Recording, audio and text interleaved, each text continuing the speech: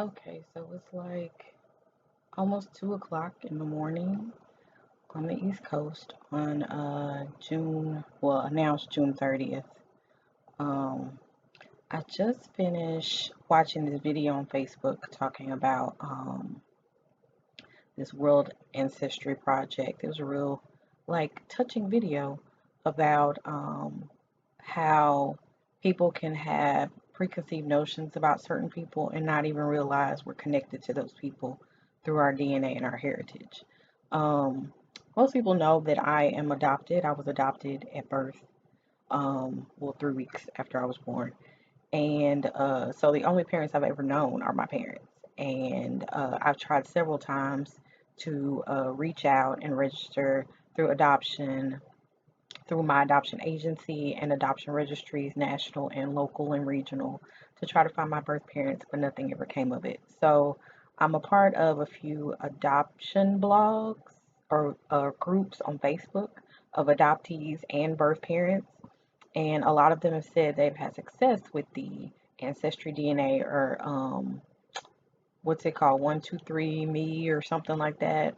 They've had success with these DNA tests in finding birth family members. So I sent off for one in I think it was like March of this year while I was home with my mom who was sick, and I sent for it, but it came to New Jersey. So it was here when I got back in at the end of March, and it's been sitting there ever since. Like I said, it's June now, so it's been sitting there for like 3 months. And after seeing that video today, I was like, you know what? And I had planned to go to the post office anyway tomorrow, so it's perfect time for me to get it done and mail it off so I could find out my heritage and possibly connect to some of my birth family members.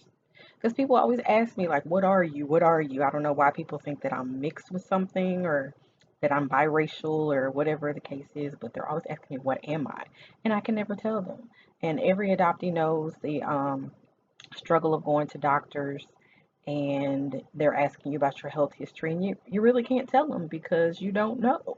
If you don't know your birth parents, you have no idea what you're carrying in your DNA and your genes and what you may pass on to your children and stuff like that. And thinking about becoming a mother in the next couple of years, I really want to know who I am and where I come from, you know.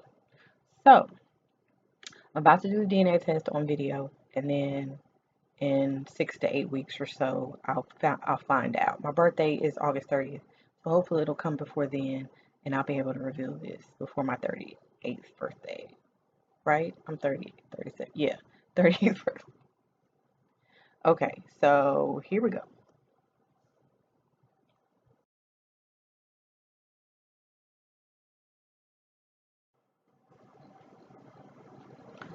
Okay, so here's the kit. Like I said, it's been collecting dust or whatever. It's a kit. Um, when you order it, it's like $100. When you order it, it comes with a little box that you mail it in. It comes with this little package that contains the tube, and you're going to spit in the tube to the little line, and then you cap it with this, which has a little solution that's supposed to stabilize the DNA, it says. All of this comes with a little instruction packet and everything, and it tells you like step by step what you're supposed to do. And you can't eat, drink, or anything for like 30 minutes before you do this. So, yeah, don't eat, drink, smoke, or chew gum for 30 minutes. So I've done that. I was drinking, but not drinking, but I was drinking juice. So I haven't done that for 30 minutes. Um, so I'm going to do the saliva part. I'll spare you from seeing that part. And then I'll put it in this thing, and then it goes in the box, and then I mail the box. So stand by. Okay, so I got my spit, basically, my saliva, and the little blue solution is in it now. So I'm putting it in the package, sealing it.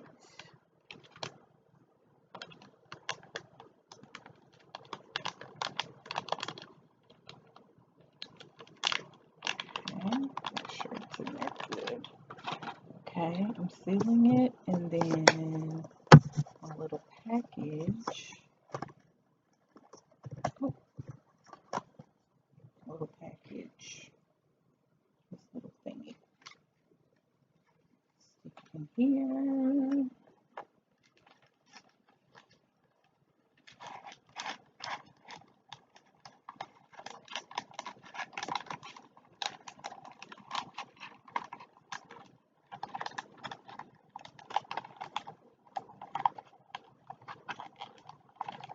Okay, try not to shove it.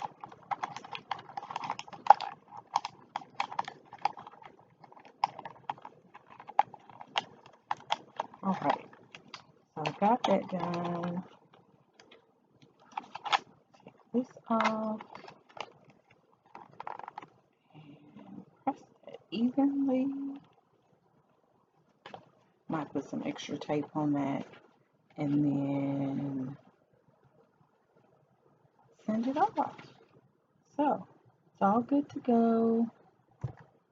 Now we'll send this off in the mail, and then when I get it back, when I get my results back, I'll let you know. It's pretty easy, except for the spitting part. That was kind of nasty, but it's better than blood, right? So there it is. I'll let you know how it goes.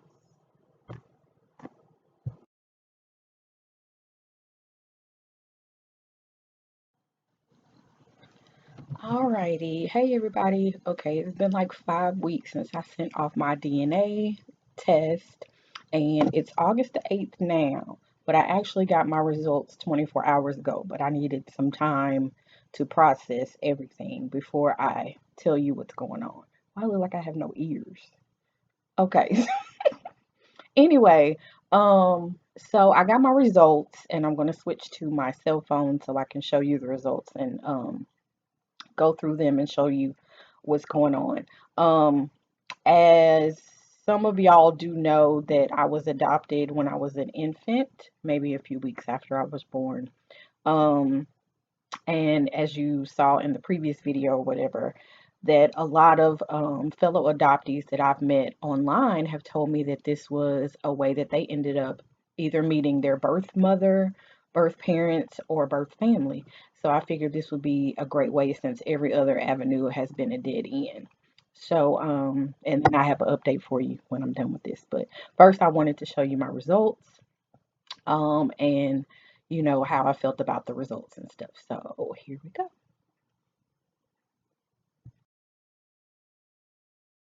Okay, so when you get an email telling you that your results are ready, and this is what you get in the email. You click through, and then it gives you what they call an ethnicity estimate. Okay, so as you can see, mine, this is what mine says.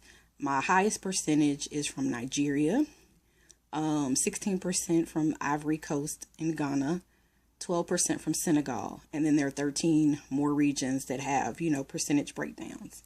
Now, it tells me that I'm 78% African and 22% European. So when you click that estimate, then it gives you like this map thing that tells you like where all of your ancestors originated from, pretty much. Okay, so there it tells you Africa 78%, Europe 22%. So Nigeria 26, Ivory Coast, Ghana 16, Senegal 12. Then there's, you know, less than 10% of these other places. And then they have trace regions, which mean that they're less than 1%, or, you know, really small percentages, like Africa Southeastern Bantu is 7%. Cameroon, Congo, one of my friends asked about that, was 1%. And North Africa is less than 1%. So that's the breakdown of the 78% of my genetic makeup. Okay. So then it'll have, you know, like the map will show you all the different portions and stuff like that. So Nigeria, if I click on Nigeria, then it'll tell me the highest concentration. It'll tell you, you know, a little more about those areas. You know, there's a breakdown of the breakdown. You know what I mean? So, and the same for Ivory Coast. It'll give you a breakdown of that. You know, just different breakdowns of the different parts. Now, European, it says that Europe West is where my ancestors are from, and that covers it covers Belgium, France, Germany, Netherlands, Switzerland, Luxembourg, and I can't even pronounce that one. And then it has also found in England, Denmark, Italy, Slovenia, and Czech Republic. Because, you know, I've always thought that I had Italian ancestors because I love pasta so much. Don't ask me why. I know this is trivial, but... And then the trace regions, you know, it'll say Europe West 7%, like I said, is made up of those primary countries. But then once you break down the trace regions, I have Great Britain, 5%, Ireland, 4%, Finland, Northwest Russia, 3%, Europe East, 2%, and then less than 1% of the Iberian Peninsula and Scandinavia. So that's where the non-black side of my family is from, basically. I pretty much knew that, you know, there was some European. Now, what I am surprised about is that there was no Native American, no Hispanic or whatever, like everybody always says, because of the color of my hair and my freckles and all these different things, that I must have some kind of Native American or American Indian, whichever, and you know, something like that in my heritage. But what I have been reading from or seeing from videos online is that it may be so far back in my genetic makeup that it doesn't compute, you know, in the DNA. So yeah, that's my breakdown. And like I said, it gives you even more of the breakdowns, you know, areas of research, like continued research, things you can read about your genetic makeup and the areas that come up on your genetic results, on your DNA results. Okay, so it's a lot. This is what I've been doing the past 24 hours, is a lot of reading, and I still have a lot more to do. Okay, so that's the breakdown of this and my genetic makeup. All right. Okay, now back to this homepage, right? Okay, so along with your breakdown of your DNA and everything, you can, you know, get your full estimate or whatever. They also have DNA matches. These are the people that pop up, and a lot of people who know their family have said that this is confirmed, you know, that the DNA was real, because other family members, you know, family members they didn't know end up popping up in here. Now, with me being an adoptee, I don't know my family. So when these pop up, these are DNA matches of people that actually share the same DNA and quite possibly are your family. So you click on those. They have shared matches, and then they tell you like how many people. All of mine that came up, 110 people came up as potential cousins. So you click on that, and then it gives you a breakdown of your potential cousins, and it tells you like this is my second cousin, third cousin. It goes all the way to sixth cousins. And then again, like I said last night, I'm sitting here like, what the heck is a sixth cousin? So then I had to go and see how far removed you have to be a sixth cousin. But a second cousin means that our parents, our respective parents, were first cousins, and then we each share a grandparent, and then we each share the same great grandparents. Both of them are our great grandparents. We each share one grandparent, and then our parents were cousins. You know, at least one of them were cousins or whatever, considered cousins by marriage or whatever. So anyway, so that's the whole breakdown. Like, it gives you everything, and then you're able to contact these people. Now, I think even if you choose the free the free ancestry, membership subscription, whatever it is, you can still see your matches. I'm not sure if you can contact them. It costs I think it's like $19.99 or $20 a month. I'm about to see if I can cancel mine. But so it won't, and then I'll probably re-up like the month after. But right now I have a subscription through this week, and I'm trying to contact as many people as I can before it's over. But they give you an option to message those people. So I decided to message this person, my second cousin. So I'll tell you what happened in a minute. But first I want to tell you like how I feel about the results.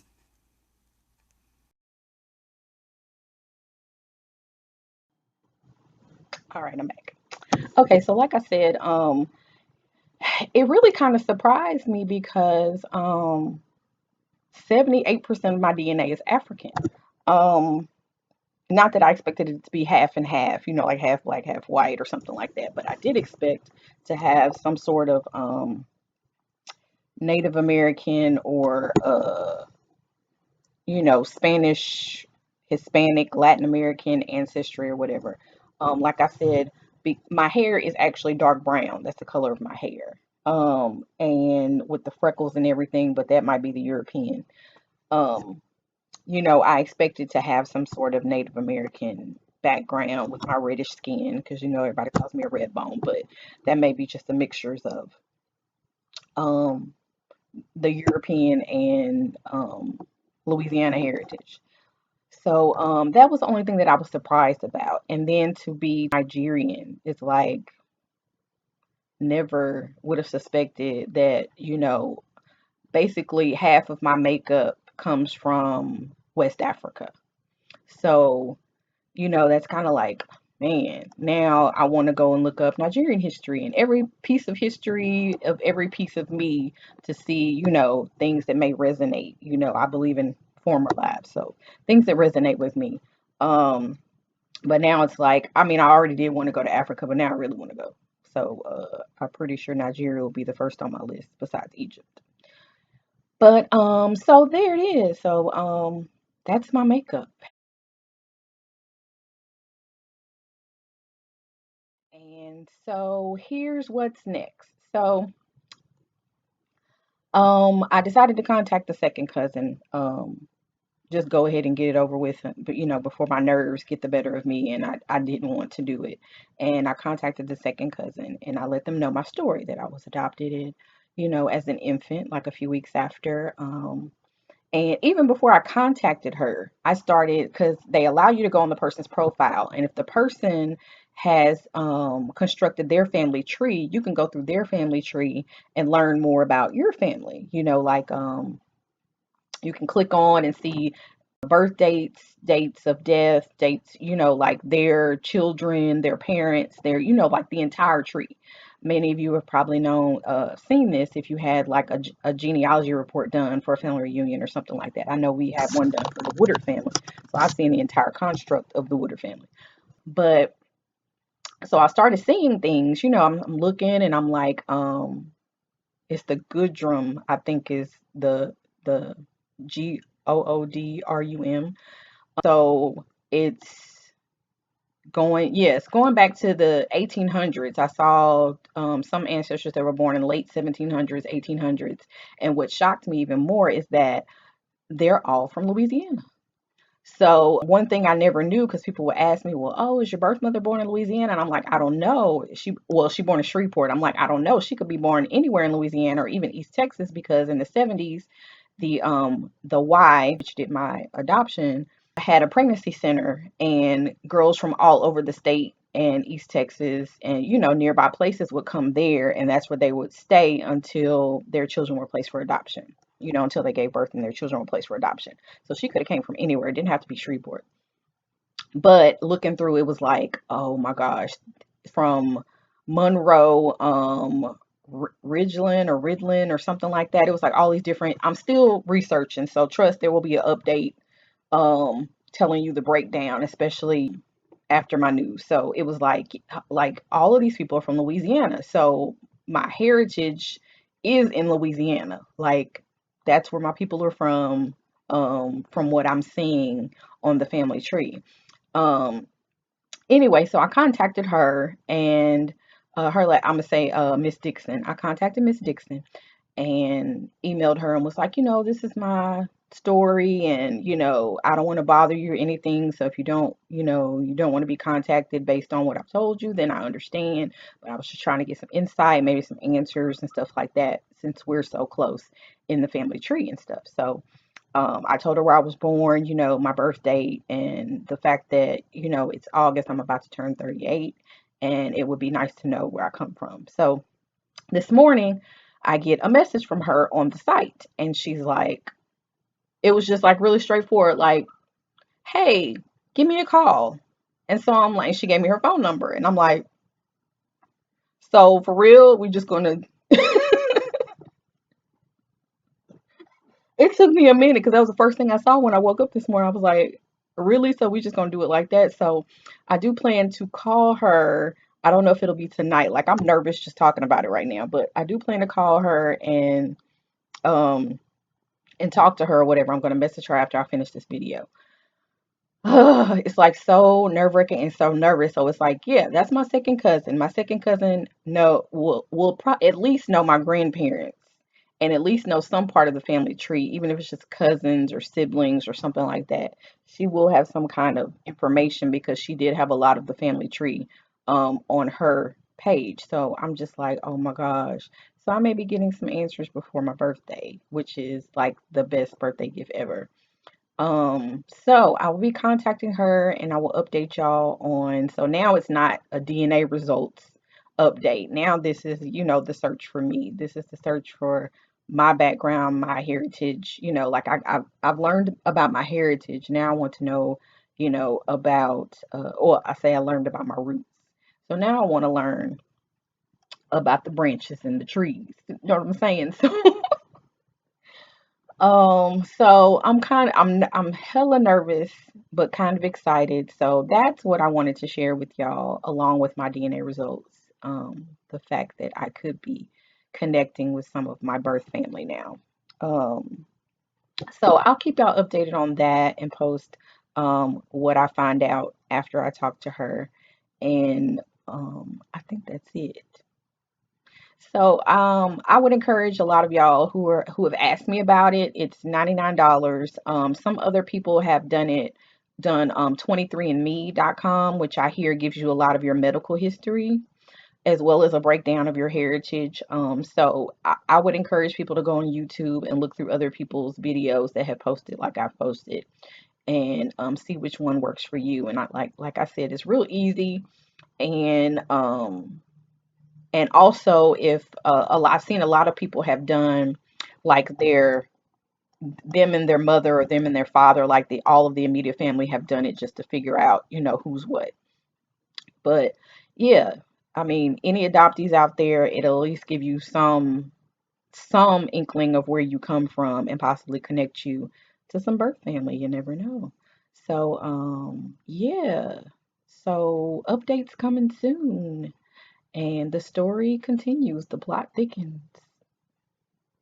Thanks to everybody who's been praying for me and encouraging me to do this, and who have been following this and who have watched this because it's pretty long. But yeah, so there it is. Shout out to Nigeria and all of my other people in the construct of my heritage. And shout out to Louisiana. Hopefully this will be the path to me learning who my birth parents are and siblings and anybody, of the birth family. And I haven't talked to my mom yet, but I will tonight. I want to talk to her before I talk to the second cousin. So I will let you know what she says as well. All right. Thank y'all. Bye.